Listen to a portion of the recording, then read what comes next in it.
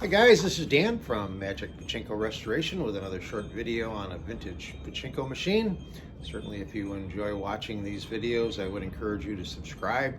We're over 600 now, and usually maybe 2-3 times a week we pick up a subscriber or two, and that's really good. I appreciate that, and certainly if you have questions, comments, you can use the YouTube channel to ask me questions, leave comments.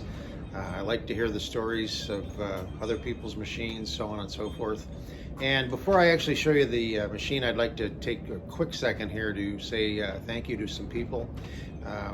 I started 6 or 7 years ago doing this, and certainly my mentor is Bill Cardwell.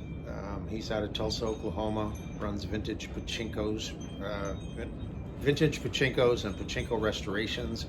And I think Pachinko Boy, all three of those are connected to Bill. He's where I get all of my play fields from, and he and I have talked countless times, and he's always willing to take time and talk to me and explain things to me and so on and so forth. So big kudos out to Bill. And then along the way, I've tried to pay it forward, and I've got a number of people who I've helped get started, in particular Scott, who's now, I believe, up in New Hampshire, Keith out on the West Coast, and Rudy in Ohio. All three of these guys are now working on their own and doing really nice work on restoring pachinko machines. So I'd like to give a shout out to those three guys. People who have talked to me either in person or on the website quite often try to pay me for my time and so on and so forth. I never want that. I don't need that. I make plenty of money doing restorations. I don't need to charge for my knowledge. But every once in a while, somebody does something really nice for me. And although, again, it's not expected, I just want to show you this, and I'm hoping I get it in here. I'll get the hood out of the way. This was sent to me by my friend Rudy. His daughter has a business that makes these, and he was kind enough to send it along. Again, it's not something I expect. It's just something very nice that showed up in the mail one day. So again, thanks, Rudy. So let's keep moving, and I'm going to show you a really cool, just got a sliver. Show you a really cool machine. This is the second of two machines that a customer in Maryland sent me, and they were both Model A's. The first one was just a regular Model A. This is a Model A single shot. I believe it's either late 60, 69, 70, somewhere in that area. It did have a real nice sticker on there. Unfortunately, there's no show-a date on it. And there's another sticker down here with a lot of Japanese writing, and I'll explain what that is in just a second. So this was a full restoration.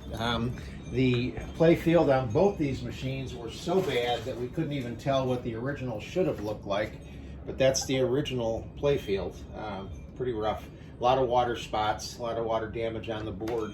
So she just picked two. If you remember the last video, the background was green, the base color, and then this one's pink. So I want to kind of zoom in on this and show you some of the stuff that I did. This center attraction is really nice, and you'll see when it lights up. It was done with gold rather than silver, so I redid the gold up here, and I redid the gold here, and when that light turns on, that thing just really shines.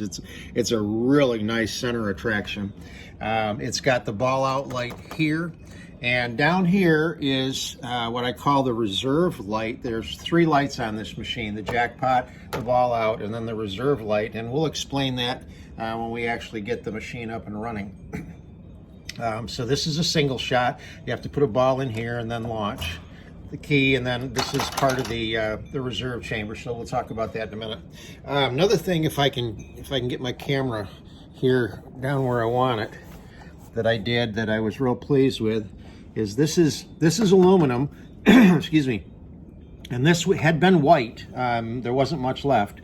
So what I did is I masked the top and the bottom so that just the strip showed, and then I went in and painted it. I spray painted it a couple times, and then after the paint dried real well, I went in with real fine sandpaper, and you just sand off the white paint that's on the high spots, and it brings that aluminum back. Really pleased with the way that came out. Okay. All right. Let's get this turned around so you can see it. One thing while I'm turning it around for the owner, this hinge here, or not hinge, the corner brace is a little bit lower than the frame, and it's scraping my bench up, so you don't want to put this on a nice surface and then spin it around. You can hear that. It'll scrape, but I know you're going to wall mount these, so shouldn't really be a problem. So complete restoration. This is an older Model A, so all of this crazy stuff here is mounted to the board, and it makes for a challenge for restoration. The newer Model A's had things mounted on a plastic base, and it was a little bit easier. So new power supply, the wiring, this is the jackpot light, this is the ball out switch, this is the switch for the jackpot, and then internally down in here where these yellow and blue wires go, there's a switch, and then there's another light bulb right here. You can get in there, you can see that other light bulb right there is the other light bulb. Is my finger in there? Yeah, well, that's the other light bulb, and that'll light up what's called I call the reserve chamber. I don't know what anybody else calls it, but that's what I call it. So we'll get this thing ready. When you plug it in, the ball out light will come on, which is here.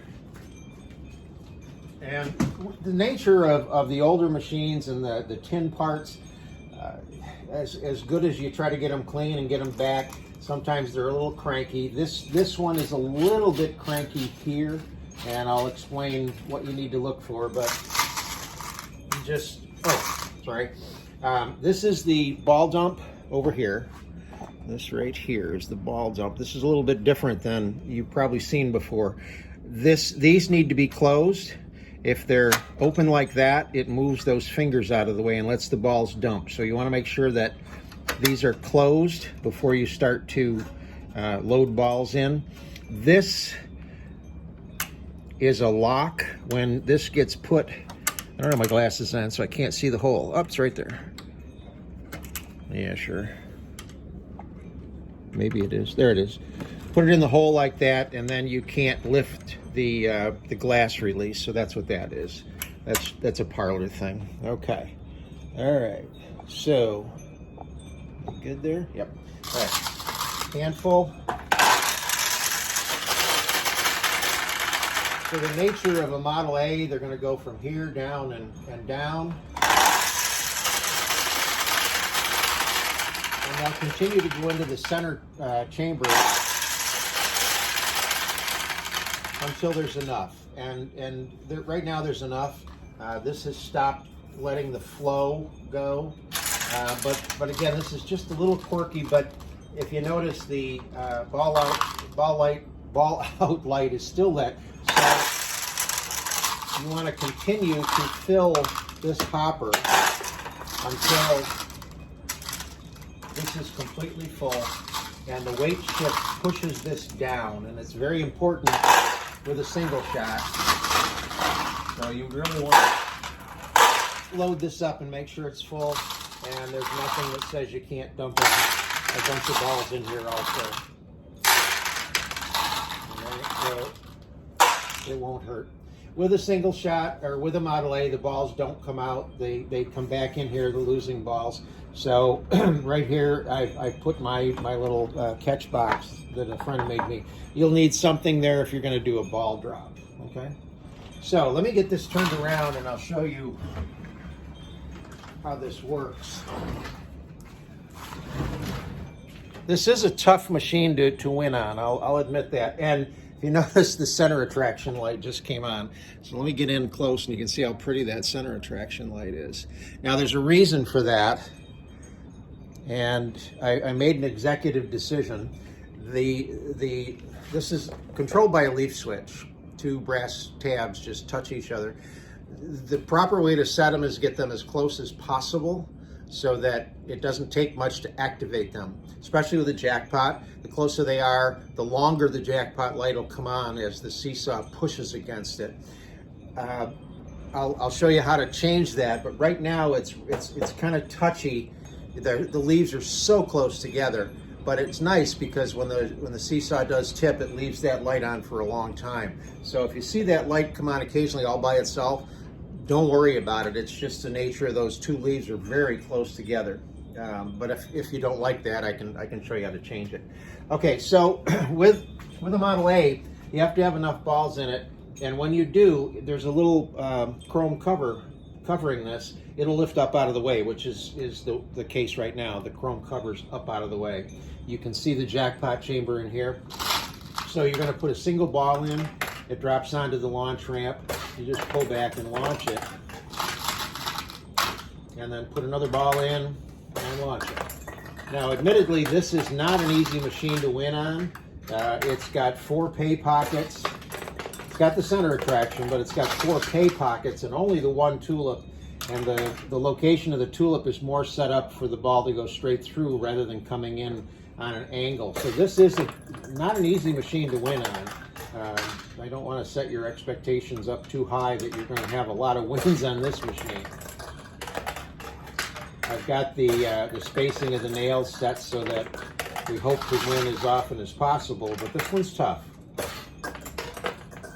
All right, and of course I'm not having any luck. With this machine, one thing, this spring I noticed, I've got the spring set at full tension. If you launch as hard as you can, and I'm probably not going to get one to do it. No, it's the nails. Oh, there we go. Look at that. Okay, so that's what it does. It did sneak in there. If you launch a ball hard enough, it'll go all the way around. If you notice there's no bumper here, it'll continue to go around and up again, and then it'll come back down. If you end up with a ball here and you forget and put another ball in, it won't launch both balls. There's not enough spring tension to force both balls, so you'll have to open the door and take the one ball out. Okay? So what I want to show you on this is what I call the reserve feature. And I still, if somebody's got a good explanation for this, I'd love to hear it. When you're launching a single ball, even if you're launching them quite fast, I don't see how you could ever get 2 simultaneous wins. I mean, I think you'd have to be really lucky to get 2 simultaneous wins. But if you do, let me show you what happens. I'm going to take 2 balls, drop them into these 2 pay pockets, simulating a simultaneous double win. Okay, you notice it only paid out 1. Now, if it happens again,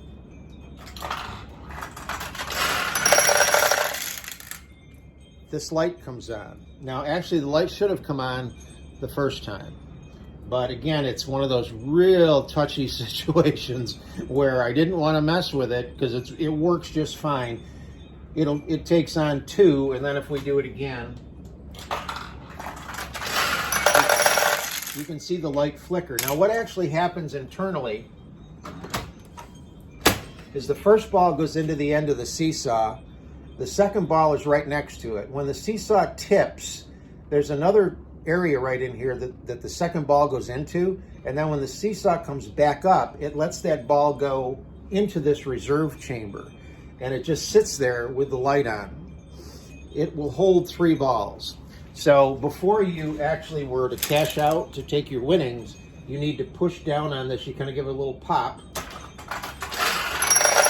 and you can see the balls in there. It'll kick the 3 balls one at a time, and then the light goes out. So that's what all of this is. And then if you remember, I told you about this little sticker. I did a Google Translate, which is very cool. If you haven't ever done it, go to Google and hit your camera icon and use the Google Translate. This little sticker says that this will hold 3 balls, and then the feature stops. In other words, if you were to get 4 simultaneous wins, it would actually pay out well, I don't know. We don't have time now, but it would actually pay out, I believe, the 4th win. So that's probably 69 or 70 Nishijin's Model A single shot. Real pretty machine.